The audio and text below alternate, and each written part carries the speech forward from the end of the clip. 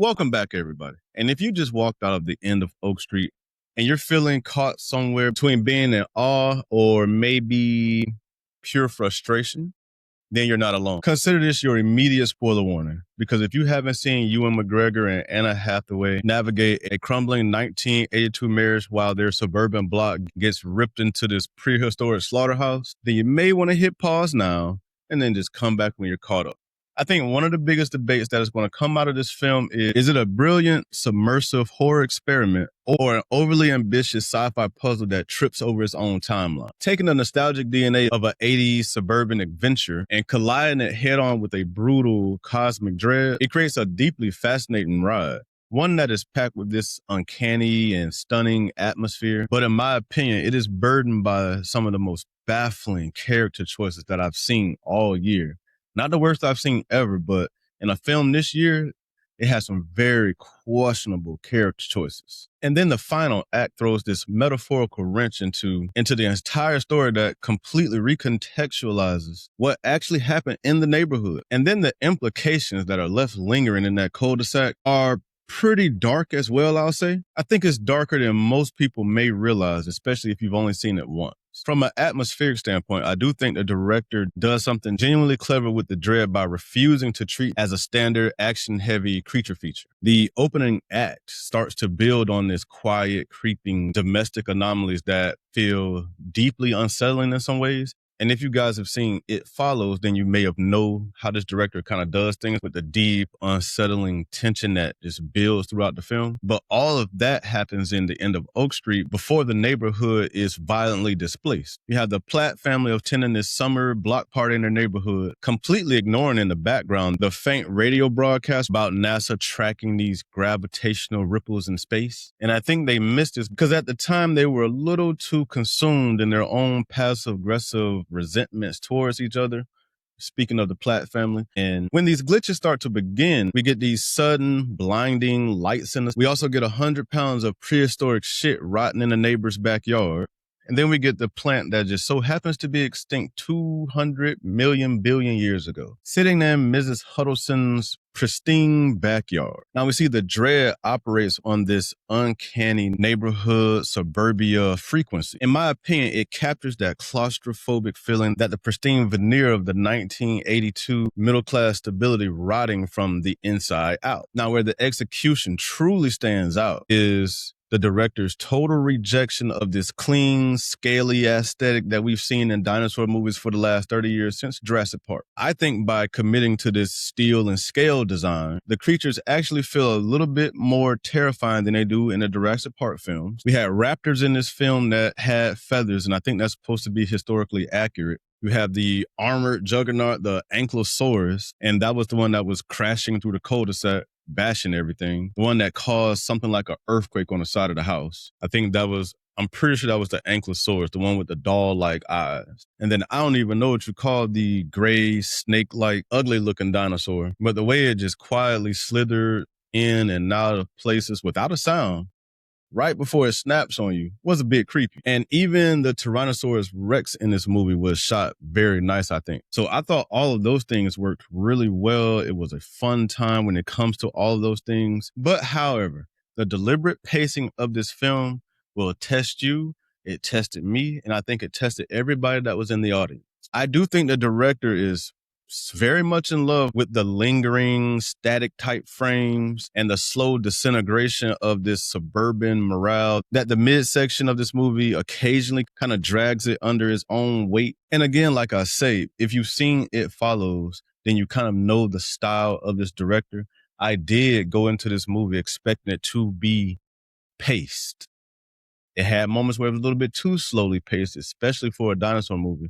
But I understood what the assignment was. But there were just extended stretches where the existential paralysis of the neighborhood, it kind of stops the forward momentum of the plot entirely. And I get it, trust me. While that slow burn effect sells the psychological exhaustion of the displaced people in this film, it does at times threaten to derail the narrative tension that is being built up along the way. And by the time we get to the third act, thank goodness, it finally kicks in but it takes us a while, at least it feels that way, to get there. The heavy lifting here rests on Anna Hathaway and Ewan McGregor and their performances, because they deliver a very compelling, grounded portrayal of adult desperation. Hathaway plays Denise Platt, who's not your typical scream queen. She's an intensely frustrated, emotionally isolated housewife who has been secretly drafting a book about escaping this very life that she lives. We see whenever this cosmic rift or whatever it was that transports their neighborhood out of reality, I actually think it acts initially as this literal manifestation of her subconscious to a degree, because we know she wants to tear her own life down, or at least that's what she's writing about. But we do watch her in this film descend from this 1980s happy homemaker housewife to this somewhat hardened, sharp survivalist. Then acting across from her is Ewan McGregor, who plays Greg. And Greg is a deeply pathetic, recognizable figure of masculine failure. He has been secretly laid off from his job. He's hiding the fact that he is delivering pizzas to make extra cash. He's also in financial ruin, and he just happens to be nursing a slight drinking problem. And when you blend both of them together, I think the friction between them is very palpable. I do think the script deserves credit for keeping their reconciliation very, very subtle. You almost miss it if you don't pay attention. And I say that because it's basically communicated through their brief, wordless glances at each other in the midst of all of the chaos that is ensuing as well. And that brings me to the supporting writing. And I believe this is where my patience snapped, because we need to talk about Brian. Not the actor, the actual character, Brian. Because this kid single-handedly made some of the most frustrating and stupid decisions in this entire movie. You will almost think that we're not in any sort of survival movie in the decisions that this kid decided to make. You are stranded in a prehistoric wasteland surrounded by apex predators. And we see these apex predators actively ripping through your neighborhood, killing your neighbors, killing animals. They're causing havoc. And then the moment he sees his dog Starbuck in the yard being chased by yet another apex predator, what does this kid do? He thinks it is a good idea to take his ass out of a window that's been boarded up or should be boarded up and crawl down the side of the house. Let me go chase after this stupid dog. Excuse me to the animal lovers. But let me go chase this damn dog down that's being chased by a dinosaur with nothing more than a bullshit bow and arrow toy set that isn't going to cause any damage to anybody or anything. It was just extremely frustrating. This kid is the entire reason that his family ended up outside of the house to begin with. There was no reason for anybody to leave that house, at least at that time, until Brian decided to take his ass out of the window. And for whatever reason, I'm pretty sure his older sister decided to chase behind him because that was a damn good idea. Oh, I see Brian running outside. Let me go run outside too. And I have no idea which fucking direction that he went in. But you know what? Let's go. Because this genius decided to leave the house and got his whole family caught into some prehistoric bullshit, it eventually leads to his mother being trapped and his father playing hero. And you know what? Sometimes the hero dies. And I was shocked, especially in the PG-13 movie, that they actually showed the Tyrannosaurus Rex ripping off one of Greg's legs and then followed up by killing him by eating him. I was shocked by that moment. I was impressed by that moment because I did not see it coming. But it's all Brian's fault in the end. Because had he stayed his ass in the house, his dad might still be alive. We don't know. Who knows what would have happened, but maybe he wouldn't have died like that. But you know what? Maybe this was Brian's karma, even though his father died. But you know what? Now the entire family has to watch dad get eaten by the Tyrannosaurus Rex in the middle of a neighborhood that is in this prehistoric disaster. So I need you guys in the comments right now to go ahead and settle this for me.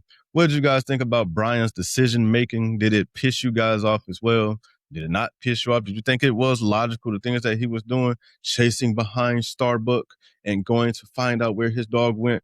Even though the dog kind of saves the day to a degree in the end, I'm not chasing behind a dog in this situation. You guys let me know what you would do. And speaking of the end, the third act shifts from pure survival into this mind-bending, paradox-heavy science fiction sprint once the remaining survivors discover their potential exit. Guided by a very limited understanding of temporal physics and a vital sacrifice by the librarian Mrs. Valcourt, may I add, the remaining group spots this floating metallic wormhole orb, or whatever you want to call it, that was hovering near the library. They saw it earlier in a living room in a house, but they didn't get a chance to get through it because they had to go back and get the kids first.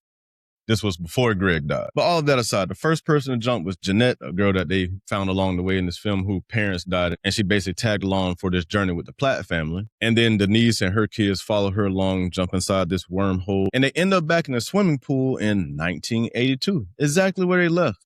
But guess what? This is around 20 minutes before whatever took them to the prehistoric age actually happens. So they made a loop, and now they actually have time to just casually warn people that this is going to happen. And I don't know if you want to call this brilliant maneuvering or not, because Denise also realizes that, you know what? We can alter a lot of our fate. We can call your dad, and he never has to get ripped apart by a Tyrannosaurus Rex.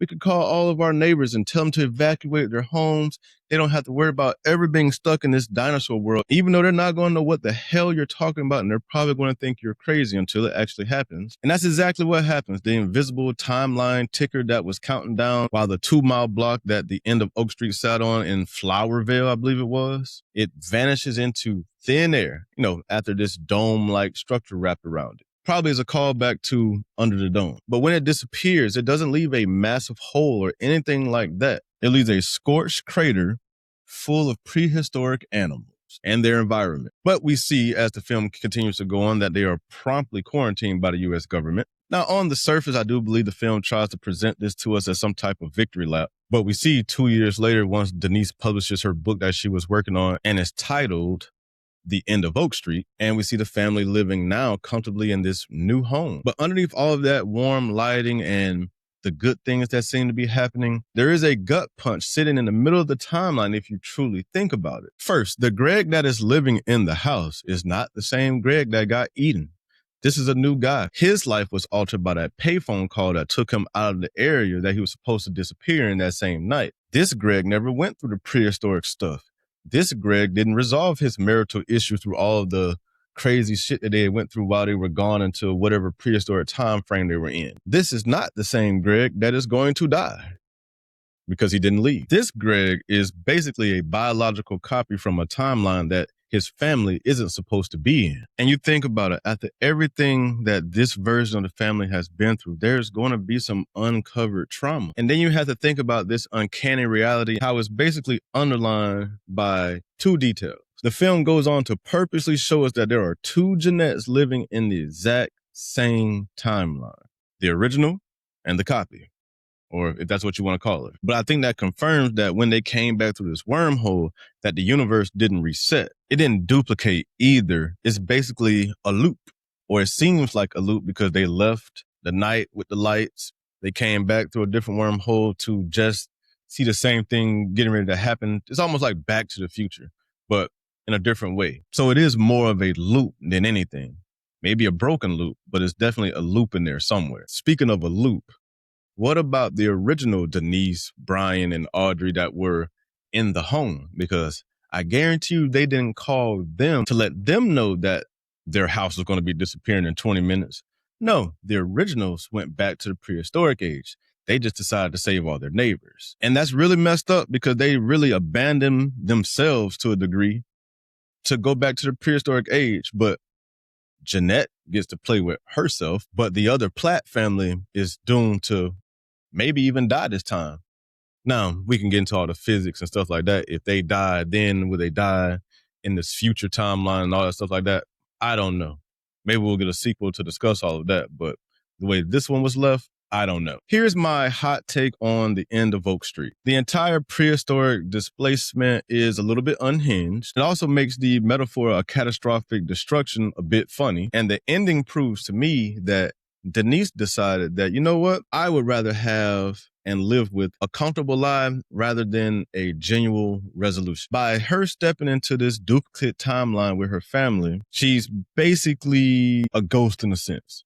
At least before the other Platt family gets transported into prehistoric time. This movie literally pretends to be about a family that's going to overcome these cosmic odds together, but it's actually a cynical debate of suburban escapism. And it suggests that people would rather rewrite the fabric of their reality and abandon their past selves rather than doing the messy work of resolving trauma. I think when you take everything and you crush it together and you weigh this entire experience, I think it lands somewhere in the area of a fascinating high concept experiment that does have some moments of greatness, but it is definitely held back by some of those glaring structural hiccups. David Robert Mitchell did an absolute fantastic job of crafting this unbelievable atmosphere. I believe the creature designs were very refreshing, and I do think the weight of the film gives you plenty to chew on until the credits roll. But between that sluggish middle part of the movie and some of that painfully contrived character writing that exists purely just to push the plot forward, that to me is what stops it from reaching this top tier class. It definitely took some big swings, and I appreciate it for doing that. It delivers some incredible tension, and it honestly kind of leaves a mark on your brain. It makes you think about a lot of things.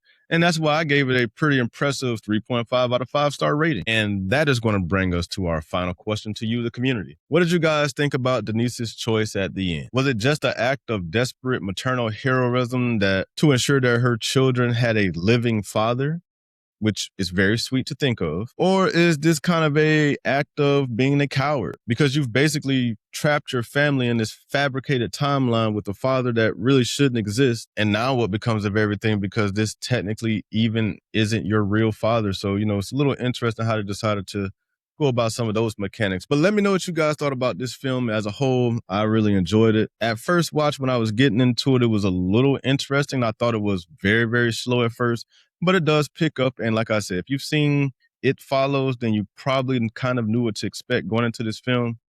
I did not expect this to be some action heavy film. So if you went into it thinking that and you got a little bit disappointed, then go check out It Follows, then go back and watch this. And then I think you would have a different appreciation for it because this movie was always going to be slow.